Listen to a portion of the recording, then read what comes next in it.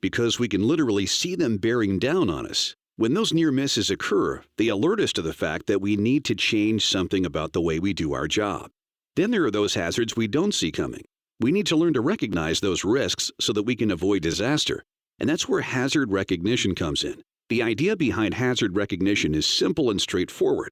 Unsafe behaviors and conditions that go unrecognized put workers at risk.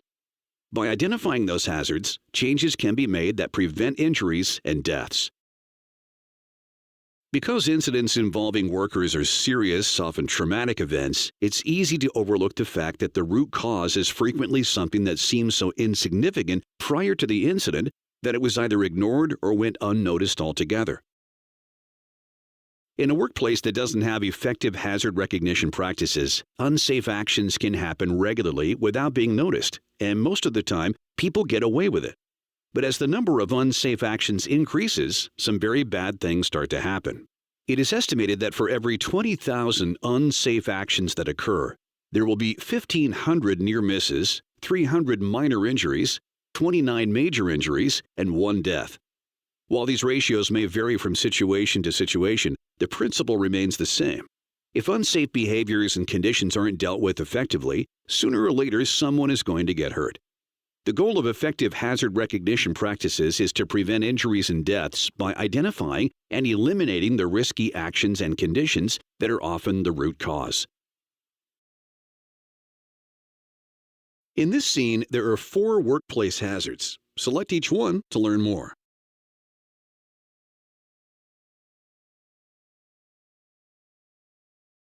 The wood pallets on the floor are partially blocking an aisle and are a hazard because a worker could trip over them or a forklift could crash into them.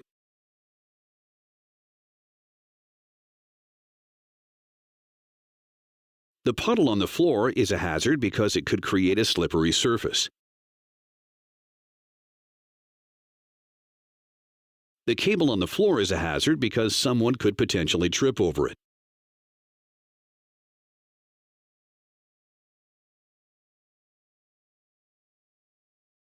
The boxes in front of the door are a hazard because they are partially blocking an emergency exit and direct access to the fire extinguisher.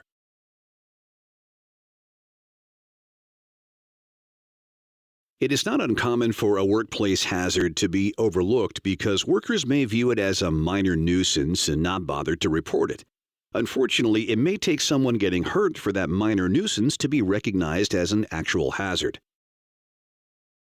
When it comes to hazard recognition, workers and management both play a critical role. Workers who noticed a hazard have a responsibility to inform management of the problem. Once management is made aware of a hazard, it is their responsibility to have the proper maintenance performed. Do you know what the goal of effective hazard recognition practices is? Select the correct answer, and then select Check My Answer to see how you did.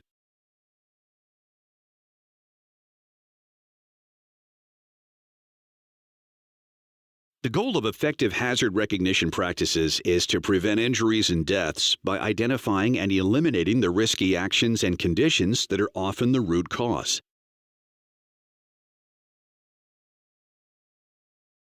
There are 3 times during a job task when a hazard may be identified.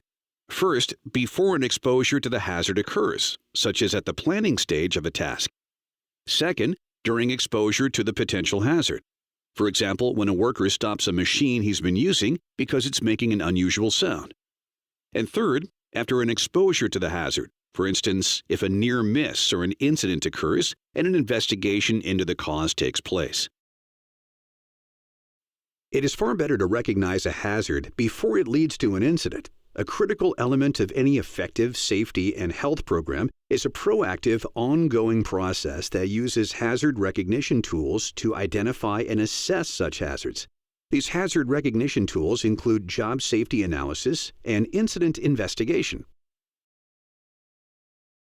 During a job safety analysis, information is gathered that is used to develop specific work procedures as well as improve overall safety standards. While an analysis may be conducted by a manager, supervisor, or other qualified person, as a worker, your input can provide valuable information about how a job is currently performed and where problems may exist.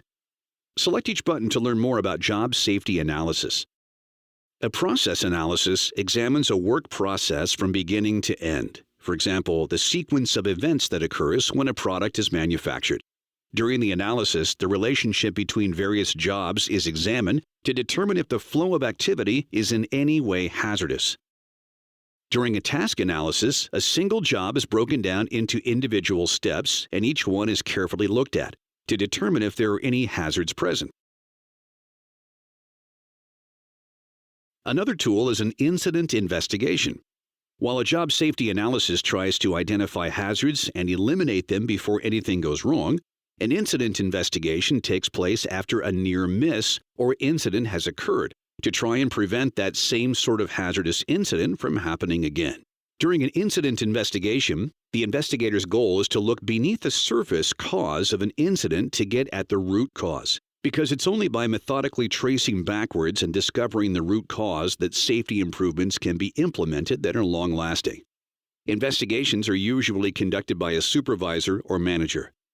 As part of the fact-gathering process, though, you may be interviewed to help the investigator develop a fuller understanding of what happened and what can be done to correct the problem. What is the investigator seeking to discover during an incident investigation? Select the correct answer, and then select Check My Answer to see how you did.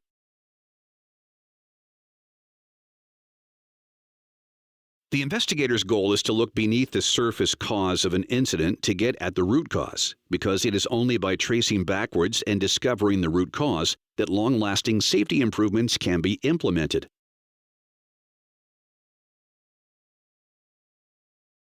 The investigator's goal is to look beneath the surface cause of an incident to get at the root cause, because it is only by tracing backwards and discovering the root cause that long-lasting safety improvements can be implemented. There are many job activities for which a worker is required to fill out a work permit and get an authorized signature prior to beginning the task. These include lockout-tagout procedures, working on energized electrical equipment, and performing hot work. A work permit is an effective hazard recognition tool because it helps a worker think through the job task that they're about to perform, giving them a chance to systematically analyze whether any hazards have been overlooked. Among the detailed information that must be on a work permit is a description of the safe work practices that will be employed. One of the most important contributions that workers make to the hazard recognition process is conducting inspections at the start of their shift and before operating equipment. Routinely performing these inspections will help you spot maintenance issues early. It will also help you identify potential hazards in your general work area that could easily be missed unless an inspection procedure is in place. If you're replacing a worker whose shift is ending, ask them if they're aware of any safety issues that have cropped up since your last shift. While management plays a critical role in the hazard recognition process, the importance of the worker out on the floor or in the field can't be overemphasized. Workers are often the first to recognize a safety issue or notice a potential hazard. They have a chance to raise a concern before a hazard escalates into an incident. Here's a practice exercise to test your knowledge. Select and drag the hazard recognition tool on the left to its appropriate description on the right. When you're finished, select Check My Answer to see how you did.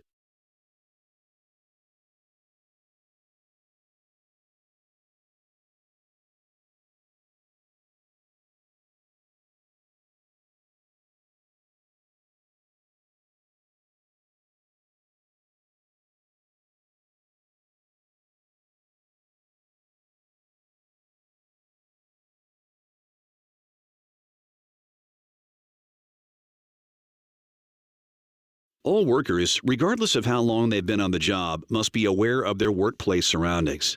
Select each image to learn about awareness in the workplace. After reviewing the content, select the X to return to and learn about the remaining image.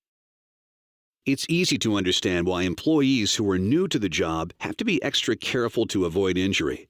They're in unfamiliar surroundings and may lack experience at the tasks that they're required to do.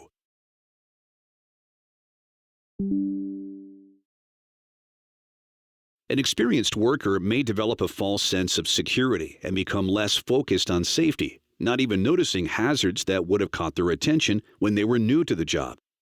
As things become routine, some workers may also fall into the habit of cutting corners in the interest of saving time or making the job easier. They may rationalize that nothing bad has ever happened, why would something happen now? But when it comes to staying safe on the job, relying on luck is a bad strategy. Incident statistics are filled with people who were never hurt before.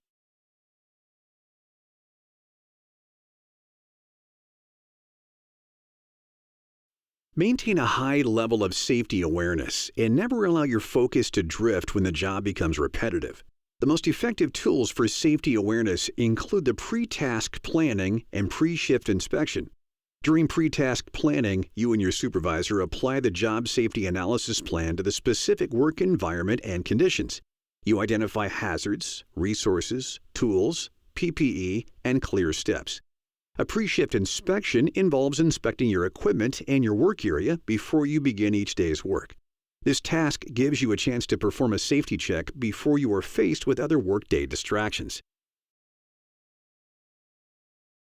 Using a written checklist for pre-shift inspections can help you identify hazards. Select each image to learn about using a written checklist. After reviewing the content, select the X to return to and learn about the remaining image. Similar to a pilot who uses a pre-flight checklist to inspect the plane before every takeoff, having a written checklist when you perform a pre-shift inspection is a fast, convenient way to ensure that nothing gets missed. As you run through the checklist, it's important that you don't fall into the habit of simply skimming down the list and marking off items without giving each one your full attention.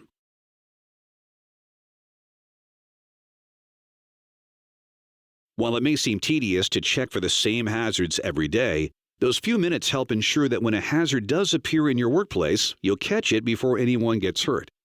Using a checklist also provides a way of documenting hazards discovered during an inspection and communicating that information to your supervisor when repairs or other maintenance issues need to be addressed.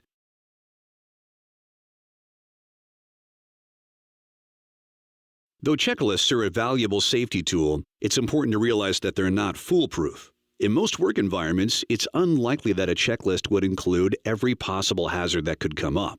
Because of this, relying solely on a checklist to spot safety issues could cause you to miss something. Here's a practice exercise to check your knowledge. Once you've completed the pre-shift inspection and marked off every item on the checklist, you can be confident that there are no hazards in your work environment. Select the correct answer. When you are finished, select Check My Answer to see how you did. Going through a checklist at the start of your shift is an effective safety procedure. But it's important to realize that there could be hazards that don't appear on your checklist. Keep in mind that most workplaces are dynamic, constantly changing places. A hazard that wasn't present at the start of your shift may crop up later in the day. For these reasons, it's important to stay alert for new safety issues throughout your shift by asking yourself these questions. Is anything different or out of place? Are there any unusual odors that could indicate a problem, such as a burning oil or chemical smell? Do you have the right tool for the task at hand? Does the machine you operate sound different in any way? Are the guards in place? Is there a safer way to complete the task? Your experience, your safety training, and your common sense are valuable assets when it comes to keeping your workplace hazard-free. Use all that you've learned to focus on anything in your environment that could put you or others at risk. Some hazards may be specific to the type of work you perform. For example, handling hazardous chemicals, doing electrical work, or entering a confined space. For activities like these, specialized training is often necessary to identify all the possible hazards to which you could be exposed. Many hazards are more general in nature and can occur in almost any setting and happen to any worker. Because of this, it's easy to overlook some of the very common hazards that can be the root cause. Common workplace hazards include overexertion involving outside sources, falls on the same level, being struck by an object or equipment, falls to a lower level, other exertions or bodily reactions, roadway incidents involving a motorized land vehicle, slip or trip without a fall, getting caught in or compressed by equipment or objects, repetitive motions involving microtasks, and getting stuck against an object or equipment. How do you begin to identify hazards in your workplace? It can be helpful to remember that all hazards fit into one of 4 categories. Physical hazards include electricity, fire, pinch points, and impacts with objects. Ergonomic hazards are caused when the body is strained by such things as forceful exertion, repetitive actions, awkward postures, and vibration. Chemical hazards found in workplaces include solvents, pesticides, acids, lead, chlorine, and many others. And biological hazards include bacteria, viruses, parasites, and mold. By taking a little time to focus on each category, you may become aware of hazards you hadn't noticed before. To identify ergonomic hazards, you often have to look at the way a task is performed. For example, ergonomic hazards sometimes occur during manual material handling. Lifting a load that's too heavy or lifting a load using improper body mechanics frequently leads to overexertion. Unless you're paying close attention, these hazardous work practices are easy to overlook, but they're a major source of back injuries. Once the hazard has been correctly identified, there are ways a task may be changed to avoid injury. Using a mechanical aid to help move the load, reducing the size of the load before lifting, getting help from a second person, or using proper lifting technique. While workplaces have gotten much safer over the years, there are still far too many people injured or killed each day in incidents that could have been prevented. Effective hazard recognition is the key to prevention, because once a hazard is identified, it can be eliminated. As a worker, you play a critical role in this find and fix process. By keeping your awareness high and learning to spot hazards before an injury occurs, you can help create a safer workplace for you and your coworkers. Here's a practice exercise to test your knowledge. Match each hazard on the left to its correct definition on the right. When you're finished, select the Check My Answer button to see how you did.